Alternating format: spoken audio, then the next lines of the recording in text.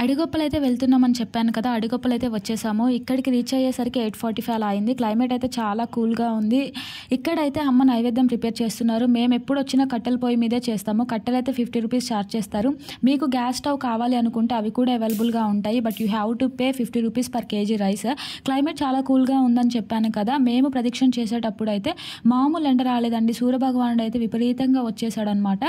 మీరు కూడా అడిగొప్పలు రావాలనుకుంటే కనుక ఎర్లీ మార్నింగే స్టార్ట్ అవ్వండి. సో దట్ మీకు మంచిగా దర్శనం అవుతుంది. లేదు అనుకుంటే కనుక దర్శనం లేట్ అవుతుంది అండ్ సరిగ్గా అమ్మవారిని దర్శించుకోలేరండి, నెట్టేస్తూ ఉంటారు. ఆఫ్టర్ 12 అయితే ఎక్కువ రష్ ఉంటుంది. మేమైతే బిఫోర్ 11 వెళ్ళిపోయాము దర్శనానికి. మాకైతే రష్ చాలా తక్కువ అనిపించింది అండ్ అమ్మవారిని కూడా మంచిగా చూసాము. అండ్ ఇక్కడైతే మనం నైవేద్యం తీసుకొని వెళ్తున్నాం కదా, దాన్నైతే మనం బయట కౌంటర్స్ ఉంటాయి, అక్కడైతే కొంచెం వాళ్ళు తీసేసుకుంటారు అండ్ వాళ్ళది కూడా మనకి కొంచెం పెడతారనమాట. మేము ఎప్పుడు అడిగొప్పలు వచ్చినా సండేనే వస్తామండి. సండే నిజంగా చెప్తున్నాను కదా, రష్ ఎలా ఉంటుందంటే అసలు చాలా ఎక్కువ రష్ ఉంటుంది. అసలు అమ్మవారిని దర్శించుకోలేము, నెట్టేస్తూ ఉంటారు. ఇవన్నీ మేము ఎక్స్పీరియన్స్ చేసాము. ఎందుకంటే మేము ఎవ్రీ ఇయర్ వస్తూ ఉంటాం అనమాట ఇక్కడికి.